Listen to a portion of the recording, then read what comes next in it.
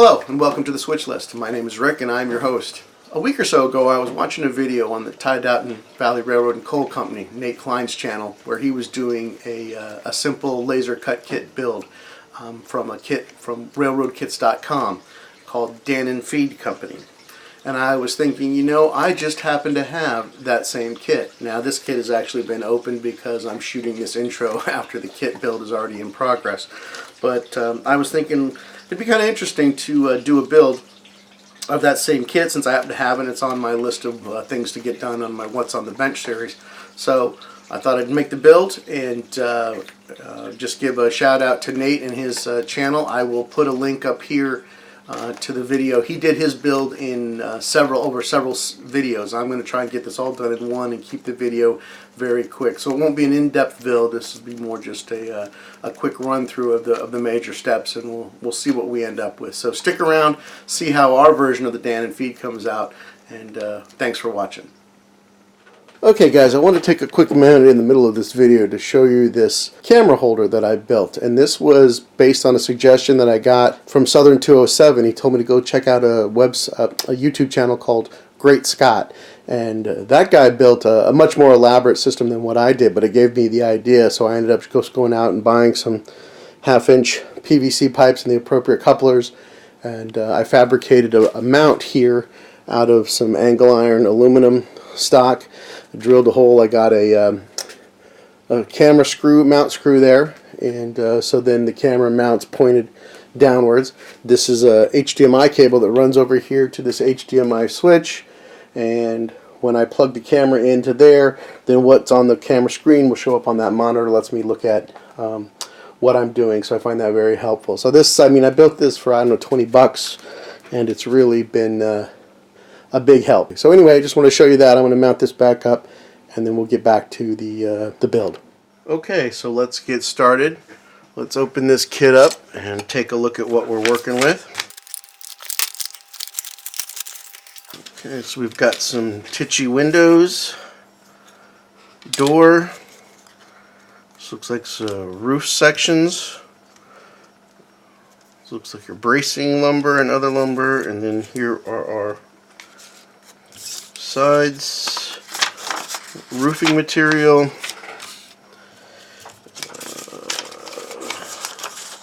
here they've provided us basic bracing pattern for how do we brace the walls. So it looks like here we've got our acetate for glazing material, so I'm going to go ahead and stick that back here in the bag here, along with here is our sign material. So I'll put those two things back in the bag along with the product warning. Alright, so the first thing that I need to do is we need to go ahead and cut out the wall pieces here.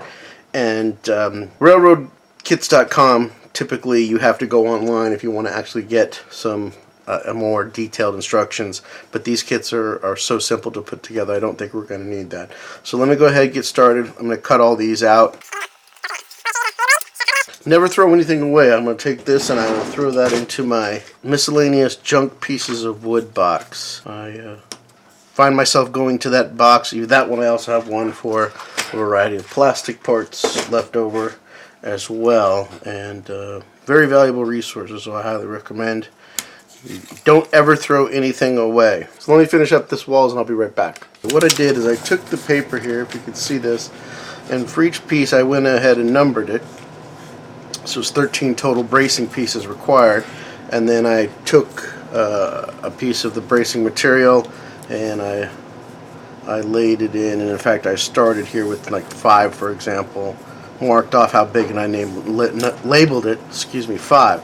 Then I went over here and did number 1. So I've done all of that. Now what I want to do is I'm going to go ahead and cut these to size, and the way I'm going to do that is I'm going to use a miter box and a razor saw. I'll go ahead and go through and finish up all of these, and when I get done I will come back. Okay, I've got all of the pieces cut and I've laid them out here on the drawing. So now what I'm going to do is I'm going to go ahead and start gluing those down, and I'm just going to use normal white glue.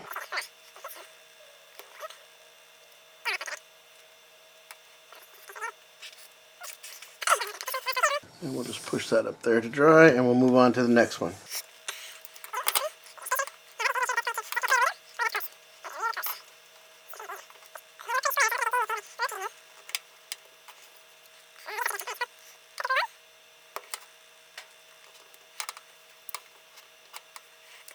Alright, I'll go through and finish the rest of these and then I'll be back. Okay, while we're waiting for the bracing to dry, I want to go ahead and cut out the doors and the windows, and I'm going to go over to the paint booth and actually do the painting on these. So I'm going to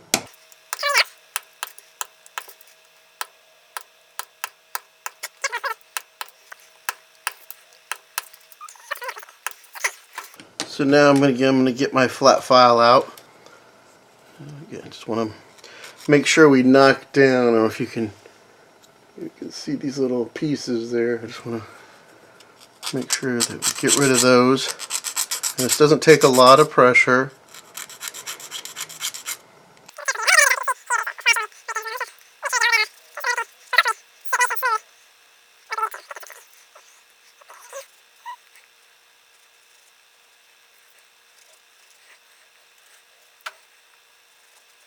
Okay, so I've got the pieces cleaned up. So let me move the camera over to the spray booth and we'll quickly shoot these with a little bit of paint.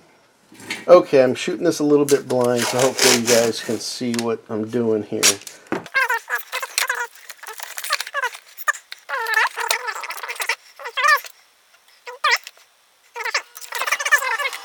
And what I've decided to do, I've got these Stinelers, I think it's called. It's Badger product. I really love these. They're primers. So what I've decided here is I'm going to paint the main structure this olive green, and then for the trim I'm going to use what they call neutral.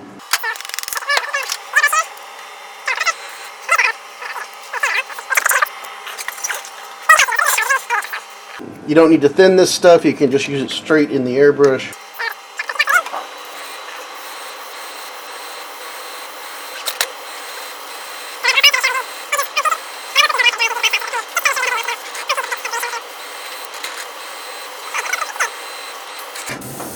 Alright, let me take a moment, pause the camera, I'll flip these around and let them dry, and we'll flip them around. I'll be back to paint the back sides. Okay, we're back, and I went ahead and I used a heat gun to expedite the drying process. So now I'm going to, I flipped them over and I'm going to do the back side, and it struck me as I was doing that someone smarter than I would have painted the back side first, so that when I flip it over, when I removed it from the paint, if it peeled any of the paint off after flipping it over, then it would be pulling it off the backside and I wouldn't really care, but oh well.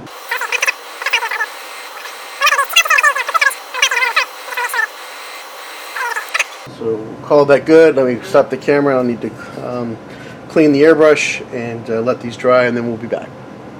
So here are our painted windows and door pieces, and one thing I didn't mention before is that after the paint was dry and I pulled them off of the tape, I went ahead and hit them with a tester's dull coat just to try to help protect the paint from rubbing off as I handled the parts in doing the rest of the build. So these are ready, so I'm going to take those and put them aside until we're ready to use them, and then the next step will be to go ahead and paint the wall. So we'll be going back to the paint booth once the glue is finished drying. So that will be the next step. We'll see you in just a bit.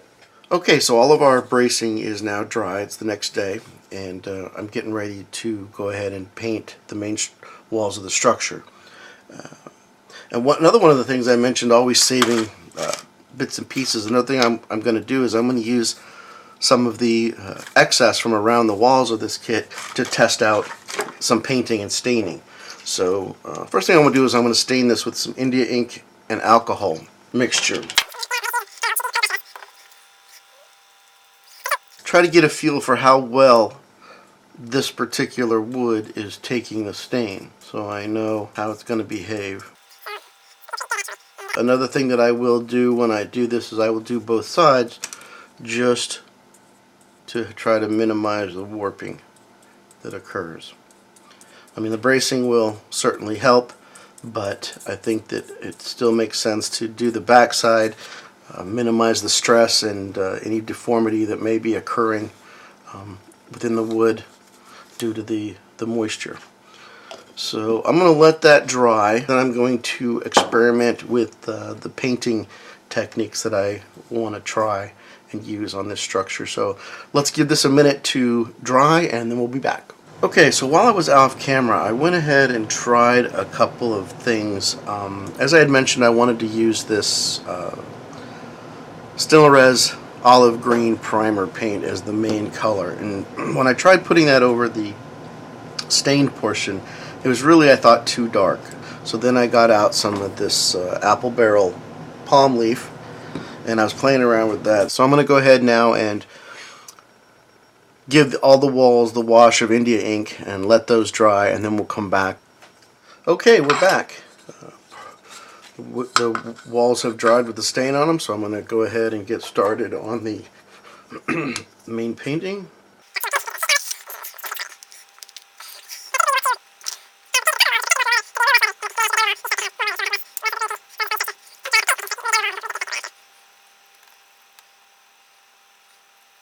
I'm going to move my sponge in different angles to try to avoid any repeating or obviously repeating patterns.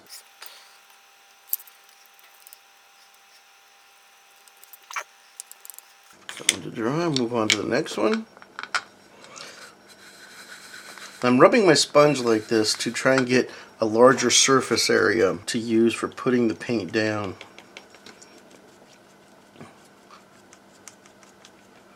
Trying to prevent those repeating patterns. I tend to get if I get too small of a space, then I start to get little obvious dots, if you will, of the paint. So by trying to spread the paint out over a larger area on the sponge, I think I get a better result.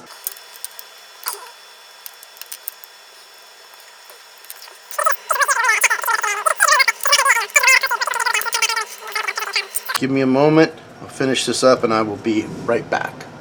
Okay, so I finished painting the walls and I put a rubber band on it here just to hold the four walls together so we can kind of take a look at it as a structure. Alright, so the next thing I need to do, I need to paint the trim pieces and then mount, glue on the trim pieces on all the edges of the walls here. So, you know what, I may consider going with a lighter color on those trim pieces. Maybe we get and then ultimately maybe I'll go back and then reshoot the windows and the door to make them lighter. So let me go figure out what I'm going to do in terms of the paint on the trim pieces. I'll get those painted and then we'll come back and put it all together. Okay, so I've decided to go with a apple barrel light mocha for the trim.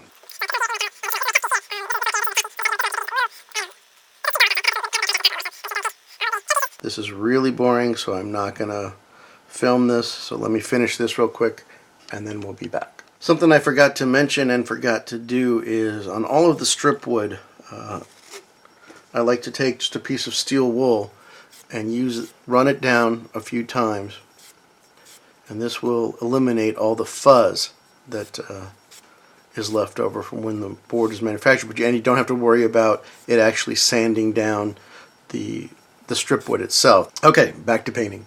So I've got all the trim pieces cut now, so all I need to do is just go ahead and glue them on, and then from there we can add the windows and go towards the final assembly. So again, not a lot of exciting stuff here. I'm just going to glue all of the trim pieces on, and then once I get that done, I will check back with you and we'll see how we're doing.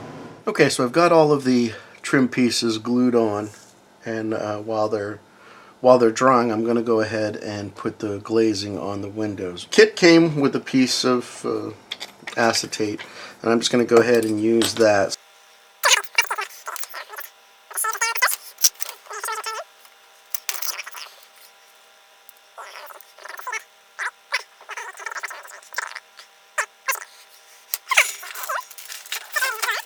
Use this just to hold the window down while I glue it, and then I'm going to need some super glue.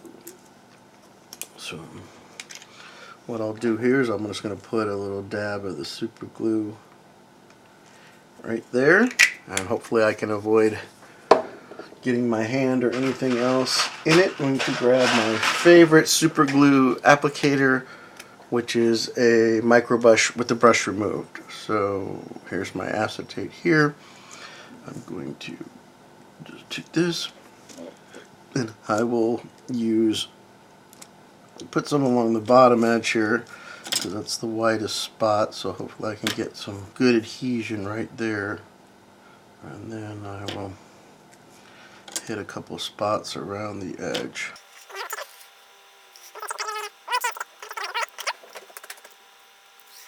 One down, 3 to go. So let me finish the rest of them and then I'll be back. Alright, we're closing in on the finish line.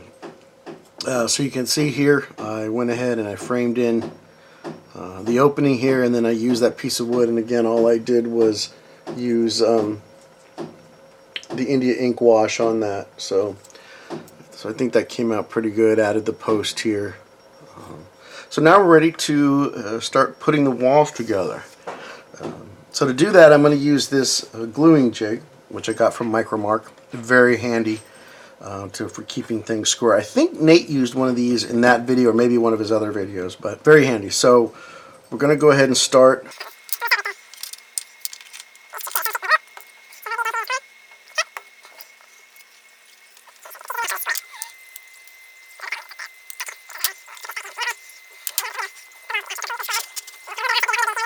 Alright, so I will glue up that one. I guess I can go ahead and glue the other one up over here.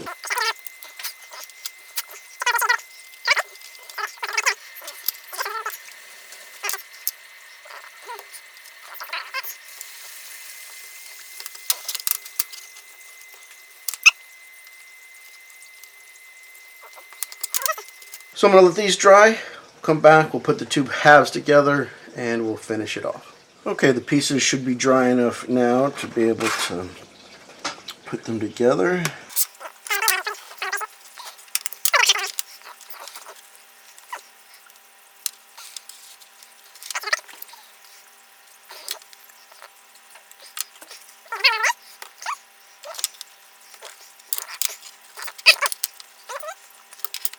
Also, while I was off camera, something that I forgot to do originally, and I don't know if you'll be able to see it, but I took and I just used the sponge method. I took some of the olive green and I just dabbed it around to try to put some weathering on so the windows didn't look as pristine as the way I had them. So I'm going to let this dry. I'll probably come back to this later this afternoon and we'll try to get it finished up.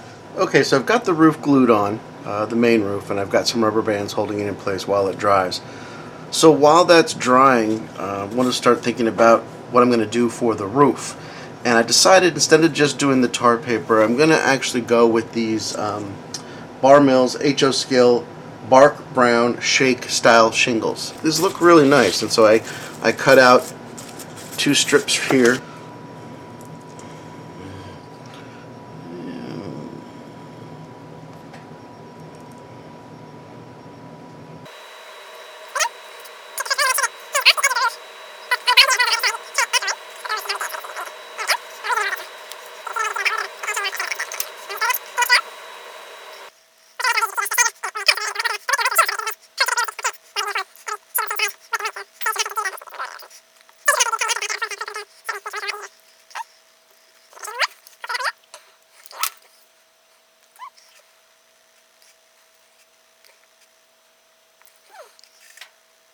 So I think that looks good. After it gets dried, I'll come back here and we'll trim all that off.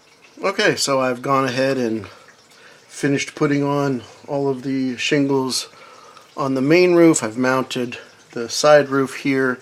I'm not real pleased with this roof cap. I may do a little bit more work on it, but for now it's okay.